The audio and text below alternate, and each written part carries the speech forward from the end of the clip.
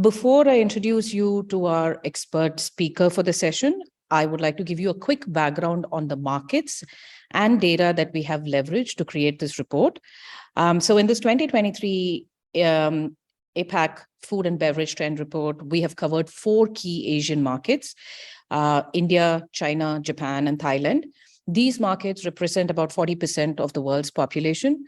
So during this process, we have tracked over 4,000 trends across beverages, which include both alcoholic and non-alcoholic, along with snacks, dairy, ready-to-eat categories. Our trend predictions for this report are based on analysis of 4 languages, Chinese, Japanese, English, and Thai, and 7 billion data points from a diverse set of primary data sources that provide a 360-degree locally relevant view of the food landscape. So these sources include online consumer engagement, which is your social media and search platforms that are relevant to a particular market and category, menus and recipes, which are on-prem and home consumption menus, recipes from community-driven sites, and product reviews, which consist of product information and user reviews from e-commerce sites. With that background on the data, let me jump right in to introduce you to our subject matter expert and the co-author of this trend report, Neha Goyal. Neha is the lead SME for product and consumer insights at AI Palette. She has close to a decade of experience in business intelligence, market research, and trend analysis. Neha has deep expertise in analytics, working with data, and bringing the two together by finding actionable insights and providing compelling recommendations to our clients. Neha is extremely passionate about using deep consumer and cultural understanding for a robust qualitative analysis and loves to share insights and ideas in a way that is not just data, but it is presented in a way that is more memorable, persuasive, and engaging for our clients.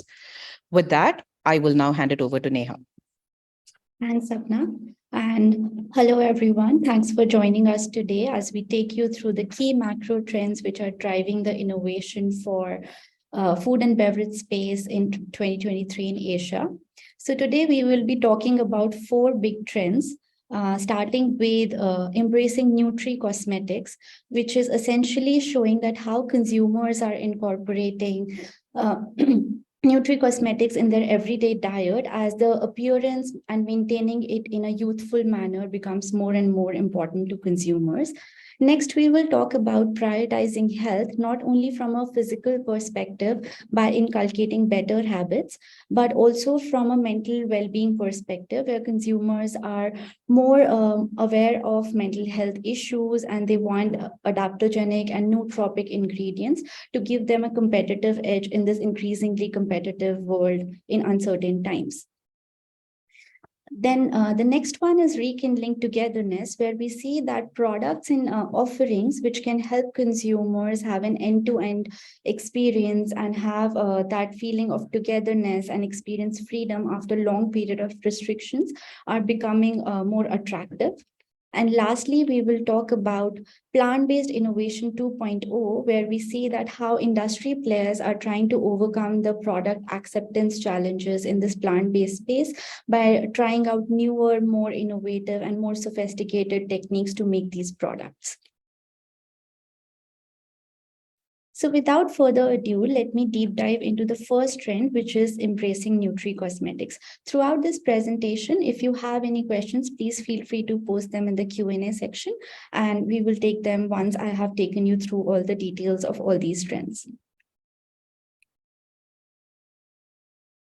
So what we see here is that the growing awareness about holistic health in Asian markets is not just restricted to physical or mental health, but the consumers are increasingly becoming aware of their appearance and they want to enhance beauty from within. They just don't want to restrict only to topical usage, but they want to nourish from within by using ingredients like collagen, biotin, and various vitamins and minerals and making them a part of their everyday diet. This trend is not only restricted to people in their 30s or middle-aged consumers, but younger consumers are also trying to find products which can help them incorporate these ingredients and these complex compounds in their everyday diet and in their fast-paced lifestyle. And that is where newer formats like gummies are coming in handy. While the age-old formats like supplements and teas remain, these gummies are more seen as more power-packed with various different nutrients fortified with various different vitamins and minerals. And then they go along with the new age lifestyle, which is fast-paced, but wants to be fully nutrition and having a balanced diet. So if we see some of the themes in various categories in our key markets of China, India, Japan, and Thailand, we see collagen, which has been pretty commonly consumed in soups in the China market for benefits for skin and anti-aging, it still continues to show growth. So the growth numbers in the bracket here indicate the 2-year CAGR, that is the growth over the past 2 years of consumer engagement. And these data points indicate how much are consumers engaging in social and search platforms with this particular concept of collagen. Similar to China, we see collagen is of increasing interest in dairy in India market as well. And in Japan and Thailand, we see minerals like zinc and vitamins like vitamin C and B being increasingly liked or demanded as they have benefits for your skin and hair and nails as well. So within Nutricosmetics, we have covered 2 sub-trends. So the first one being ageless beauty. We see that consumers are showing more knowledge and education around how collagen is an important protein in your skin and it depletes as you age. So the younger consumers are starting early and they are going for food products that can help them maintain the collagen level in their skins and help fight wrinkles and fine lines. And collagen in these products is often supplemented with vitals like vitamin E, C, retinoids, and antioxidants to further boost the benefits of reducing fine lines and maintaining the hydration and suppleness of the skin. So in this, we see that which ingredients are commonly being turned into in food and beverages by consumers to gain these benefits of anti-aging. Just a note on how these associated ingredients are analyzed by our AI algorithm. We look at all the social and search data and look at various consumer needs or benefits that the consumers are seeking, which could be various vitamins, which could be a benefit like anti-aging. And then we see for these benefits, which are the ingredients most commonly associated in these discussions and searches and where the consumer perception is coming out more clearly. So for example, moringa here is perceived to be very rich in vitamin A and C, and that thus acting like a retinol, helping you reduce fine lines and wrinkles, while also vitamin C helping to brighten the skin. We see other ingredients like white tea and fish collagen and even acai, which are in dormant emerging phases, and they are being liked for the collagen content that they can boost in the skin. If we look at some of the retail new product launches or newer product launches in various markets of India and Thailand, we see that this fish collagen-based powder is claiming to boost your skin hydration and reducing skin wrinkles. And this product is also claims that it's sustainable. It uses fish scales, which are sustainable to use without harming any marine life. And such claims often attract to younger consumers. Then we see in Thailand market, there is this collagen powder, which has various applications in functional foods and even beverages, sports beverages and sports nutrition. And there are these gummies, which are strawberry flavored, and they are fortified with collagen, helping you nourish your skin, hair, and nails. We also look at social data where we see that food bloggers and influencers are talking about how intake of collagen is much better and long lasting for your skin as compared to topical usage. And this influencer here is saying that if you intake this collagen on an everyday dietary basis, it can really boost your skin hydration and suppleness. Then the next sub-trend under nutricosmetics is functional requisites, where we see that as the poor dietary intake among the young as well as middle-aged consumers due to their fast-paced lifestyle, they often are faced with deficiencies of various vitamins and minerals. And these vitamins and minerals are directly associated to the health of their hair. They often face brittle nails and skin-related issues. Now, to mitigate some of these issues, consumers are again relying on boosting their diet and filling those gaps by trying products which are fortified with various vitamins like vitamin A, B, K, or hyaluronic acid. And for hair, they are going to incorporate biotin, iron, and magnesium, and various other minerals. So while we see some age-old trusted ingredients like saffron, tomato, and ginseng in the markets of India, Thailand, and China respectively, we also see herbs like lemongrass and rosemary, which are growing and emerging in the markets of Japan and India respectively. And they are often now beyond the taste and aroma that they impart to the food item that they are used in. They are also liked for the biotin, iron, vitamin, and zinc content that they bring with them, which can help consumers build stronger hair and nails. The retail products that we see here is the seaweed drink, which is not only good for your gut health, but also improving skin complexion. It is fortified with vitamin C. And after doing well in Thailand, this drink is also picking up in the Malaysian market more recently. In India market, we see these gummies from an Australian brand, which are biotin gummies, and they are claiming to promote good hair health, preventing hair fall, and promoting nail repair. This consumer in social space in India market is talking about how these gummies are helping her build stronger hair and gorgeous hair and nails. So this is what we had to cover on beauty from within by the use of nutricosmetics. Now I will move on to the next trend, which is prioritizing health. And the first one being physical health by inculcating better habits. So over the past few years, the pandemic has caused the consumers not only to boost their immunity, but to take health as an everyday practice and as almost as a lifestyle. Consumers are showing more education and awareness around the harmful effects of too much intake of sugar, sodium, or alcohol, while they want their favorite food and beverage items with a familiar taste and so that they can enjoy them the same way, but they want variants which have a reduced sugar or no sugar, or which are reduced in alcohol, so that they can enjoy the same flavor and refreshing feel, but they do not cross their fitness goals and they can keep the fitness goals in check.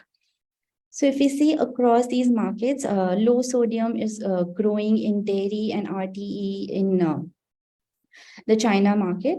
And similar to that, in India, we see that no or low alcohol beverages are of interest to consumers. In Japan, also, we see the focus on low sugar and reducing alcohol. And similar to that, we see the trend around these three ingredients in Thailand market as well.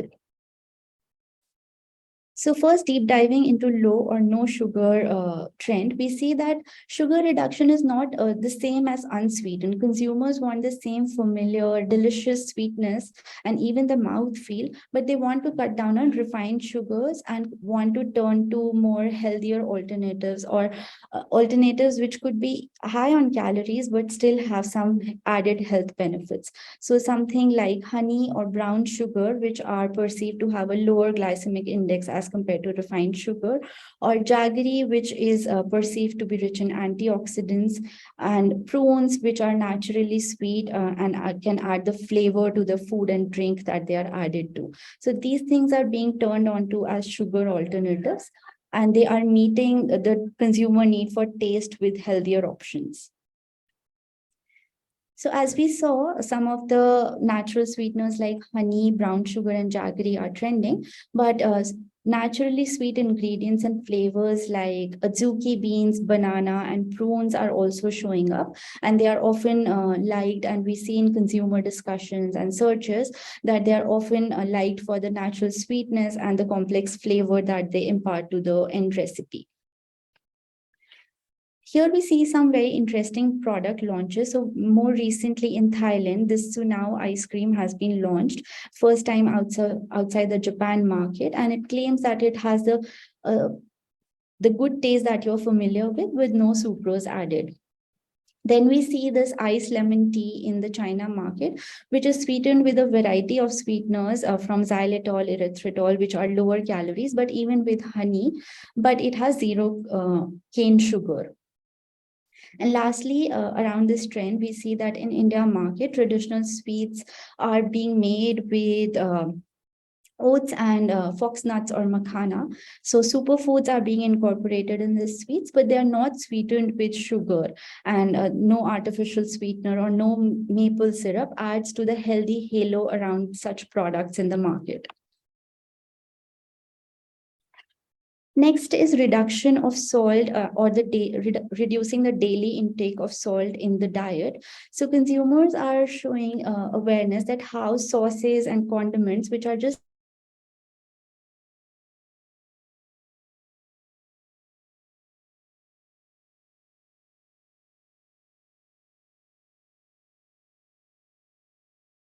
products which have salt added or sodium added to them to achieve a balanced taste. We see even some regulatory measures coming around salt as well. After sugar, we saw sugar taxes in markets like Thailand. Now we are seeing more regulatory awareness around salt as well. So because sauces and condiments are increasingly being seen as high in sodium, these are now being demanded in reduced sodium format. So flavor enhancers like shrimp paste, oyster sauce, cheese, soy sauce, and even cottage cheese are often being looked for in market space by consumers in reduced salt format. And seaweed in beverages, which is often seen in tea in China or even frappuccino at Starbucks in Japan, it is often used as a flavor balancer so that you don't have to add salt, but you give the end sweet tasting beverage the balanced taste. Then we see some interesting retail products in the market. These are these chips which are high in protein and they are baked, not fried, but an additional health aspect of them is that they are low in sodium because snacks are often seen as high sodium products. Then we also see this ultra filtered milk, which is not only claiming the essential benefits which are sought after from milk, like high protein or calcium, but it is also claiming to be low in fat and low in sodium. And this consumer in China market is showing awareness about how even consumption of sweeter products like desserts, ice creams, and breads, you would feel that you just need to keep the sugar in check, but they also have salt added to them in the preparation process to achieve a more complex flavor, and how consumers should be on a lookout if they are really looking to reduce their or keep their sodium intake in check. Then the next thing within inculcating better habits is more mindful drinking or healthier drinking. So while consumers want to enjoy their favorite cocktails or their favorite drinks with friends or on a relaxing late evening or afternoon, they want to keep their fitness and lifestyle goals in check. And that's why if they are getting options which are low or no alcohol, but are very flavorful, they are attracting them a lot. Even garnishes and herbs like mint, rhubarb, etc., which add to the appearance of the drink and add additional layers of flavor, are becoming of interest.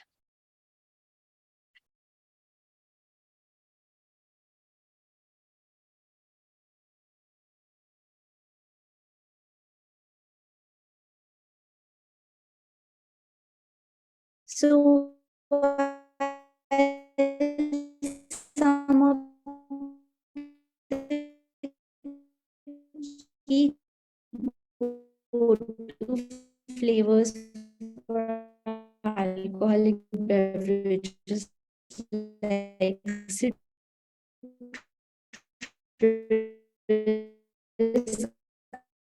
are important here in these reduced alcohol drinks. We see herbs like rhubarb and mint,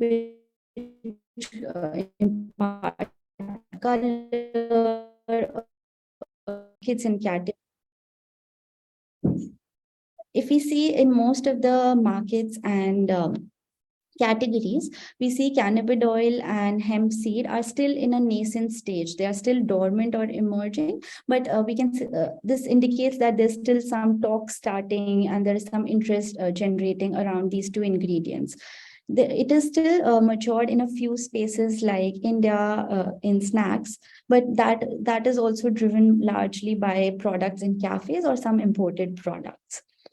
So in retail in Thailand, we see this double chocolate brownie, which is infused with CBD. So it is enhancing the taste and it has relaxing properties, and it is imported from Europe to Thailand. Then we see the CBD vanilla milkshake IPA, which is taking the taste higher by the use of flavor of vanilla. So it has a dessert-like taste, but it has increased relaxing benefits due to infusion of CBD.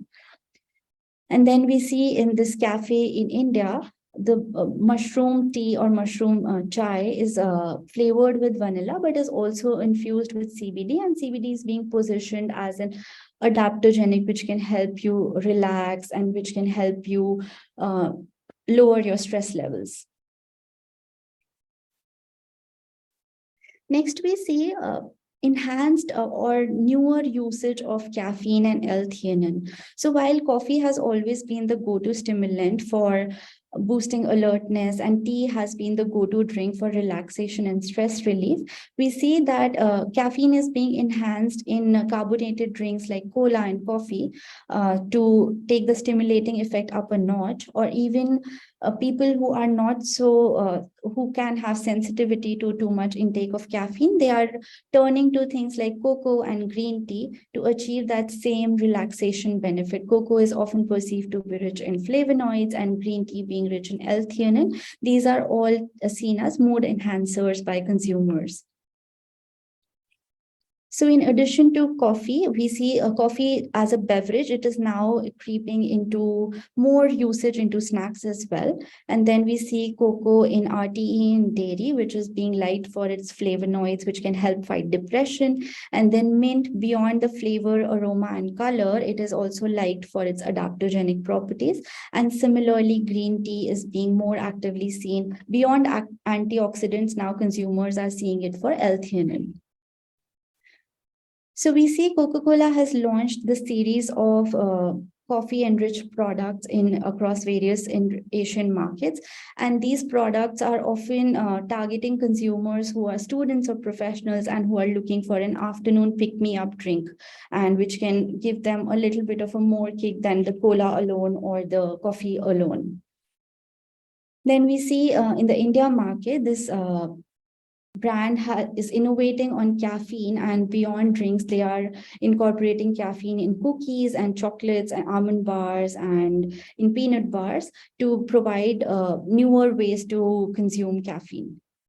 And in China, we see that while alcohol is often seen as a sedative, this cocktail puts in caffeine as a stimulant, so creating a complex concoction of not just taste, but emotions also that you will feel after consuming this drink.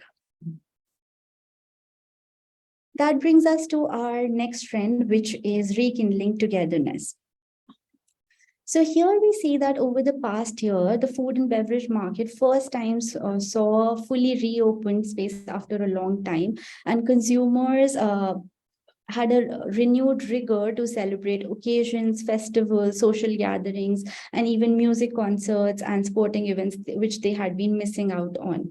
In these events and festivals, while limited time offerings from food and beverage brands were often of attraction to consumers, this time the demand was more for experiential products which create a concept around packaging, or they have a definitive theme, which take the experience beyond taste and mouthfeel, but also give them an experience right from opening the product to consuming it fully. So a consumption experience from start to finish.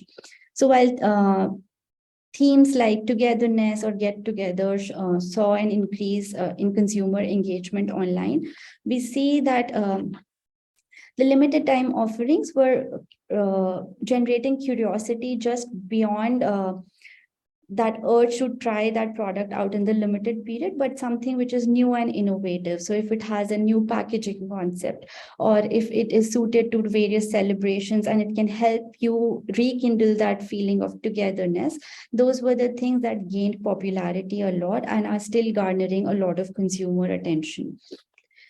So some very interesting products and experiences that we came across in this space is the first one by Coca-Cola, which is a packaging innovation. So during the time of Diwali, Coca-Cola launched this limited time bottle, which has a Bluetooth cap, which can be only opened when the gifter of this bottle is around, because it is synced to the Bluetooth of their phone. So this is in a way encouraging that experience of not sending virtual wishes anymore, but sending the wishes in person, and encouraging you to celebrate this big festival in presence of your loved ones.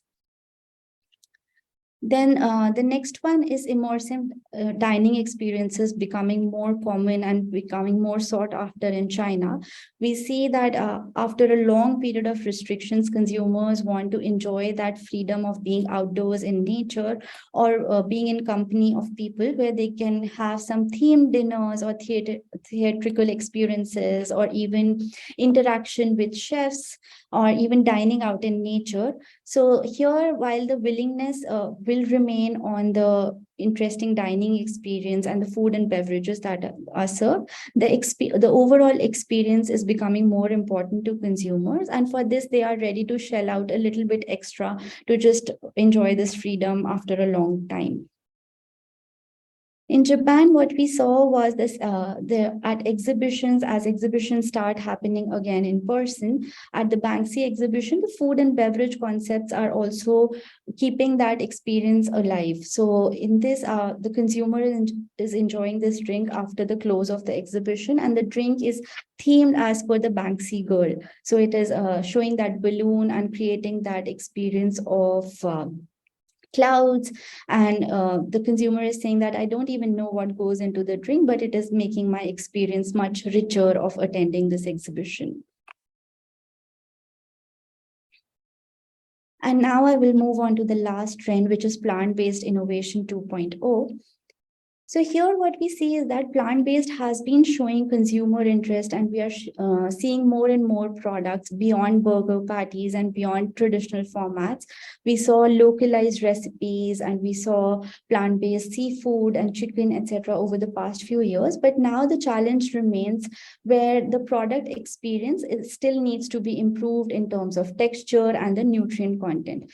To overcome this challenge and to meet consumer expectations and increase the product acceptance by consumers, industry players are experimenting with newer techniques, especially in plant-based dairy alternatives, where things like probiotics or achieving good gut health with yogurts and even cheese, they are important. And texture in case of ice creams and cheese is very important. So these newer techniques are aimed at achieving that same texture, as well as the mouthfeel and the similar nutrient content as to the animal-based counterparts of these products. So one of the progressive technique that we observe here is fermentation. So fermentation is being done on newer bases, like or on a variety of plant-based bases like coconut, almond, and even soy. And the fermentation is done using microalgae bacteria that are genetically modified to produce the compounds which are similar in nutrients and even texture as the animal-based cheese and yogurt. And these products are giving the consumers a window to try these out more. As they can get the same protein and calcium content as their animal-based product favorites. And if they're allergic to lactose and all, they can counter those side effects as well.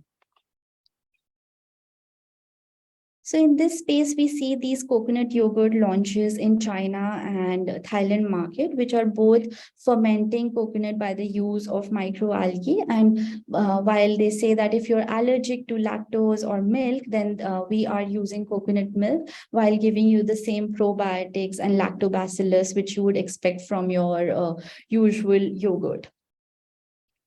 Then we also see in Singapore, this micro algae-based technique is being used to create yogurts, cheese, and milk.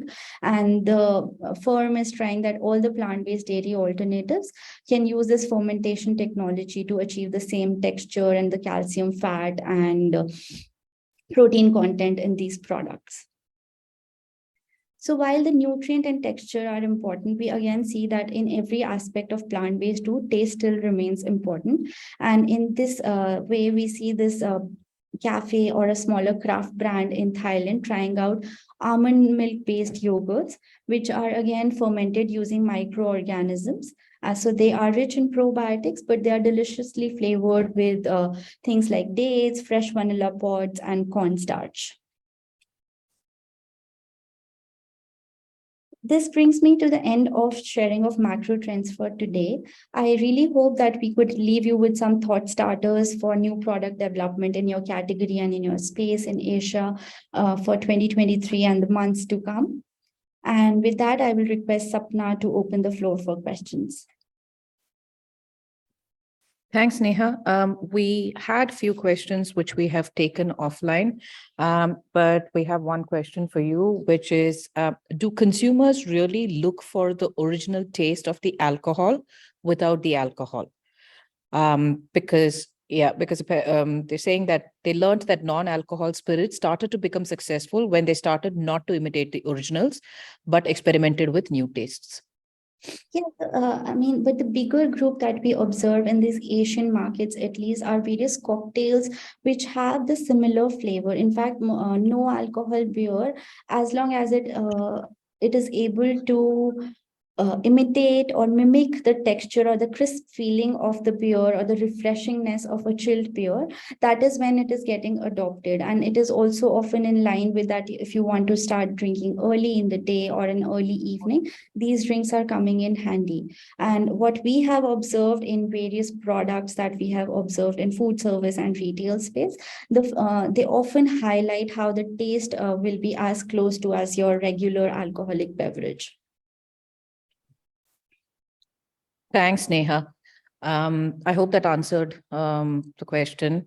Another question that we have is, what about probiotics as an ingredient? I'm assuming this is in relation to plant-based products. So since fermentation can lead to the addition of probiotics in the products that they are incorporated in, and probiotics are often sought after from drinking yogurts and spoonable yogurts. That is their biggest, one of their biggest selling points. And that's why these newer techniques which are using fermentation are coming in handy to market these products and position them as more holistic to consumers. So yogurts which not only have the taste, but often fermentation leads to improved digestion. And since if you are lactose intolerant, they can be easier on your digestion also because they use bases like coconut, almond, or soy. If you can elaborate on this question a little more, maybe I can answer it further. Okay, while we wait for the elaboration, another question that has come up is, how do you see the acceptance of hemp-based products in India among larger consumers? So for now, what we have seen, as I mentioned during the presentation as well, these products are still in a niche stage and they are being tried out in cafes or more gourmet restaurants or even by smaller craft brands and artisanal ways. So to see acceptance of these products as a larger scale or in the mass market, I think there still needs to be some regulatory clarity and more awareness around how much of the usage is accepted. And once bigger brands jump into this trend is when we can expect some mass acceptance or mass adoption, because still this is restricted to people who are more aware and have access to resources which keep them more educated about the food grade usage of hemp.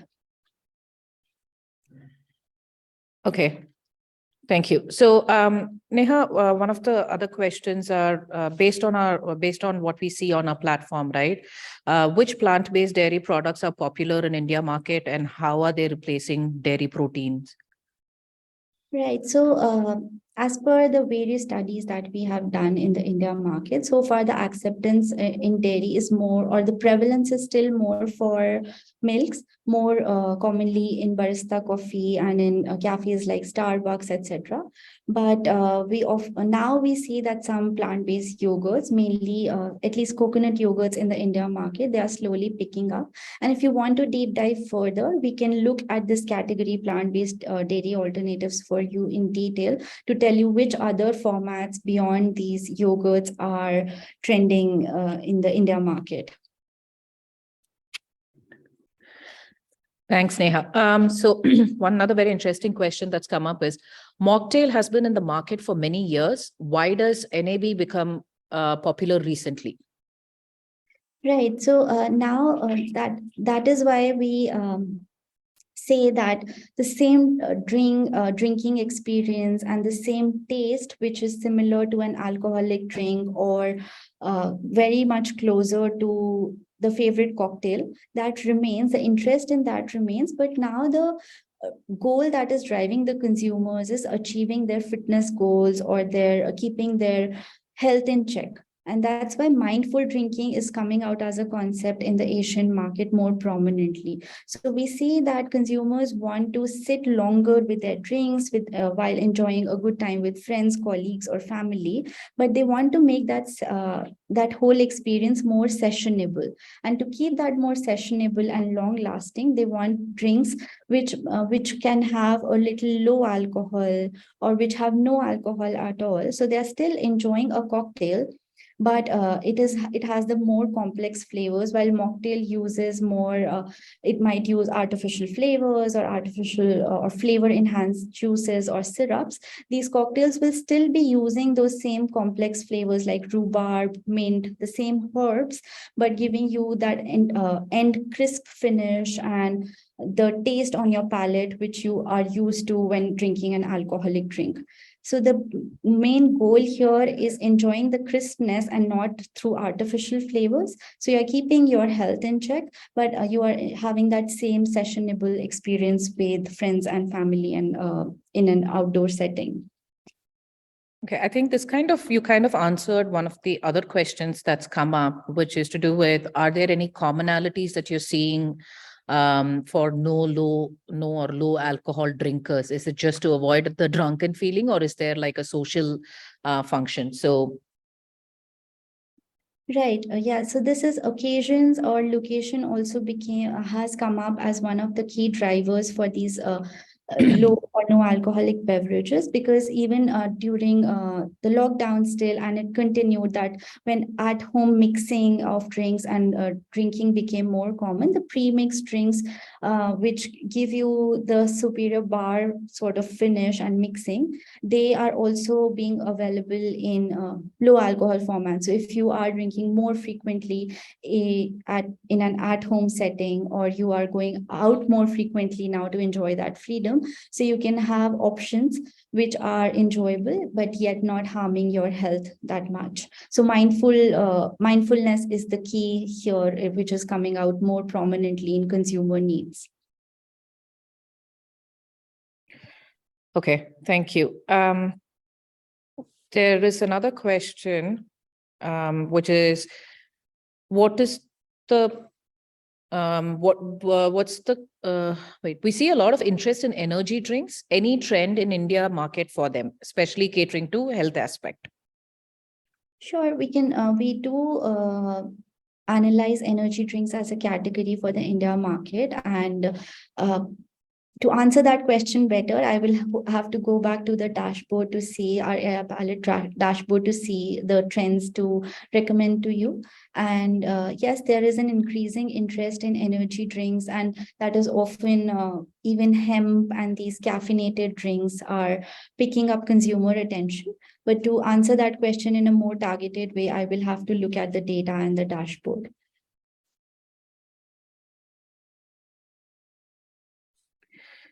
Okay. Okay, so Nishank had another question on plant-based, and I'm just going to answer that for Neha. Any real-time trends for plant-based ice cream and frozen desserts for India market? Like Neha mentioned, I think there are some of these questions which will require us to kind of, go through the platform and get the data points for you. So if you're interested in having that conversation, just email us, or we have the details here. If we can just set up some time and take you through, answer some of your questions and take you through some of these things. And one of the things, Neha, we have one more question, which is on nootropics.